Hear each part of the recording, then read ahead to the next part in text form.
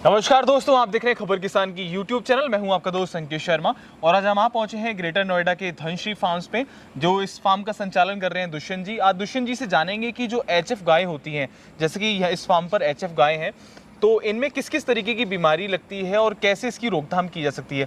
बहुत बहुत स्वागत है आपका हमारे शो में। नमस्कार अंकित जी, आपका बहुत स्वागत है हमारे फार्म के आज आने के लिए। तो मैं जानना चाह रहा था, जैसे कि आपकी पूरे फार्म पर पूरा एकदम ऑटोमेटिक पूरा फार्म है आपका, आप भी पूरा विदेश से पढ़ के आए और आपने ये काम यहाँ पर किया है, तो किस किस तरीके की परेशानी आपने सामना किया कि ये जो गाय होती हैं, कैसा इनको वातावरण चाहिए होता है, किस किस तरीके का इनको माहौल पूरा चाहिए होता है, इसके बारे में बताइए अपना अनुभव।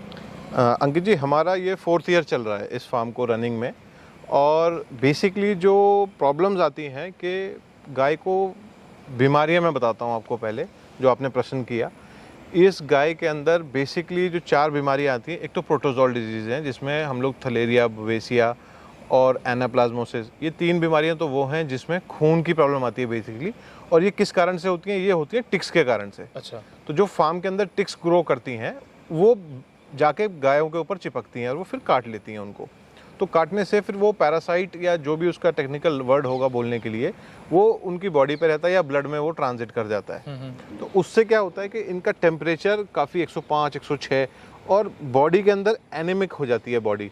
फीड लॉस, फीड इनटेक कम हो जाती है और गायों का जो BCS स्कोर है वो टूटने लगता है। तो ये बेसिक प्रॉब्लम आती है। ये आ तो कभी भी सकती है, बट इसका जो मेजर पीक मंथ्स हैं वो हैं जून, जुलाई एंड अगस्त, जो गर्मी के महीने, गर्मी का स्ट्रेस। और ये सारे प्रॉब्लम्स जब स्ट्राइक करती हैं गाय को, जब वो बच्चा दे देती है। बच्चा देने के बाद उसको जो प्रॉब्लम्स आती हैं वो मेजर प्रॉब्लम्स है, क्योंकि जब तक गाय हीफर रहे या अपनी ड्राई स्टेज में हो या प्रेगनेंसी स्टेज में हो, तो वहाँ तक तो ठीक रहती है। उसके बाद इन तीनों चारों बीमारियाँ ये हो सकती हैं। जैसे बच्चा देने के बाद भी एक बीमारी आती है, जैसे मिल्क फीवर है, उसके साथ कोई प्रॉब्लम आ गई। जैसे बच्चा दिया और जेर नहीं गिरी, जिसको हम इंग्लिश में बोलते हैं ROP, रिटेंशन ऑफ प्लेसेंटा। तो जब वो रह जाता है तो उसके साथ भी बहुत सारी बीमारी रहती हैं। टेम्परेचर हाइक करना, बच्चेदानी का इन्फेक्शन, 1 महीने के अंदर बच्चेदानी का नॉर्मल साइज को लेकर के आना। तो अगर उसमें भी कोई इन्फेक्शन रह जाता है तो भी इसका टेम्परेचर बढ़ना, उससे भी मेस्टाइटिस ग्रो हो सकता है। और एक चौथी बीमारी है मेस्टाइटिस की, जिसमें कि सबसे ज़्यादा क्या लॉस आता है फार्म के ऊपर। एक तो मेस्टाइटिस आया तो गाय का जो नेचुरल बॉडी स्ट्रक्चर है वो चेंज हो जाता है, जिसमें कि गाय का अडर का टेढ़ापन होना, थन खराब होना, थन मर जाना। तो एक तो वो लॉस। उसके बाद उनका जो फीड इंटेक दे रहे हैं हम, वो खाएंगी उतना ही, दूध नहीं आएगा तो दूध हम सेल नहीं कर सकते, उसको हम अपने बैच में नहीं ले सकते, बाहर मार्केट में नहीं बेच सकते, हम खुद कंज्यूम नहीं कर सकते। तो एक तो वो लॉस, कहीं ना कहीं वो दूध भी दूषित हो गया। दूध भी दूषित हो गया, वो तो दूध भी काम नहीं आएगा, तो उसको हम दवाई भी लगाएंगे। और फिर इसका जो ट्रीटमेंट चलता है वो 3 to 5 डेज होता है। अच्छा। और डेली उसमें antibiotics, supportive, liver tonics, fever का सारे इंजेक्टेबल हमें देने पड़ते हैं। तो उसके साथ क्या है कि इसका ट्रीटमेंट लगभग 2000 रुपये बैठता है पर डे। काफ़ी कॉस्टली है ये, काफ़ी कॉस्टली है। अगर 5 दिन हो गया तो आप लगा लीजिए कैलकुलेशन कहाँ जाएगी। और एक गाय हो गई तो, और ये दूसरी गायों में फैलती भी है। जैसे हमने किसी गाय को, ऑटोमाइजेशन हमारे यहाँ पूरी है, तो मिल्किंग पार्लर में गई तो उसको हमें पहले ही सेग्रीगेट करना पड़ता है। उसके लिए पोर्टेबल मशीन हमने ले रखी हैं ताकि उसी से हम उसकी मिल्किंग करें, जिस बैच में है उस बैच से अलग कर दें, ताकि ये चीज़ आगे ना बढ़े, किसी और गाय को ना लगे। और मेरे ख्याल से जो मैनुअली तरीके से करते हैं, जिनके पास कम गाय होती हैं HF, तो उनके साथ में ये दिक्कत ज़्यादा होती होगी।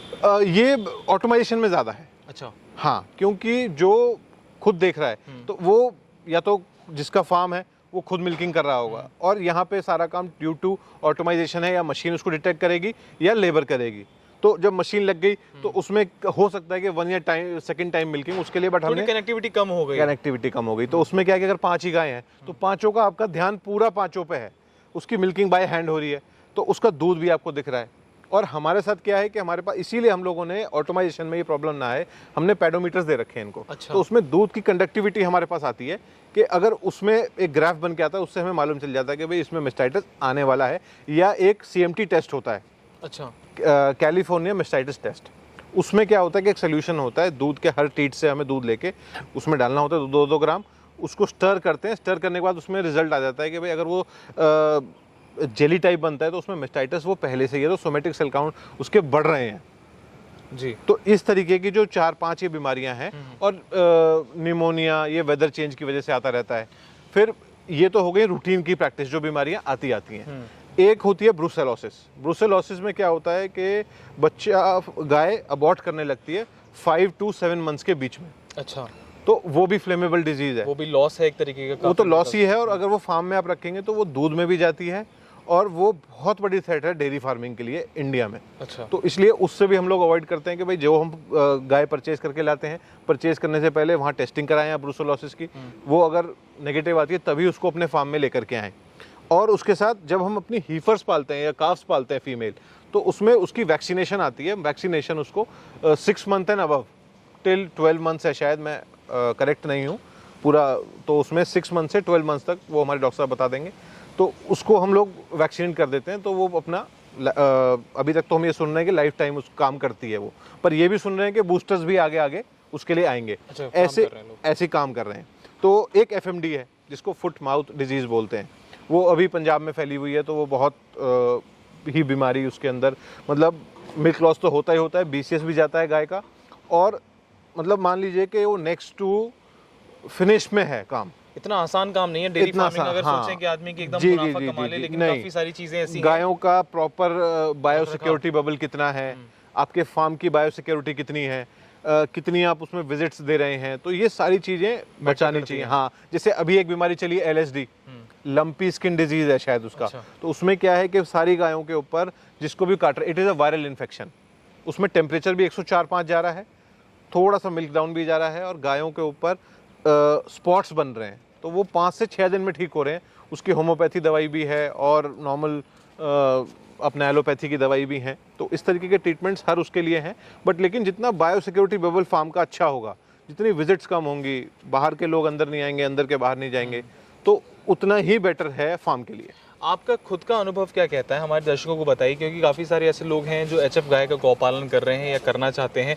तो वो किन सावधानियों का ध्यान रखें कि अगर वो गाय लेकर आते हैं, कहीं पालते हैं अपने यहाँ, तो ऐसी इस तरीके की जो आपने बीमारी बताई, सुन के ही ऐसा लग रहा है कि लेकिन जिसके पशु को होती होगी उसने कितना नुकसान झेला होगा। तो आप अपने अनुभव के साथ क्या सावधानियों को बताना चाहते हैं? जैसे आपने बताया कि बाहर के लोगों की कमेंट्री हो, इसके अलावा और किन किन बातों का ध्यान रखा जाए? जो फार्म के लिए है, जैसे आप उसमें डिफरेंट डिसइंफेक्टेंट्स आते हैं, उसका रेगुलरली स्प्रे करवाएं फार्म के अंदर।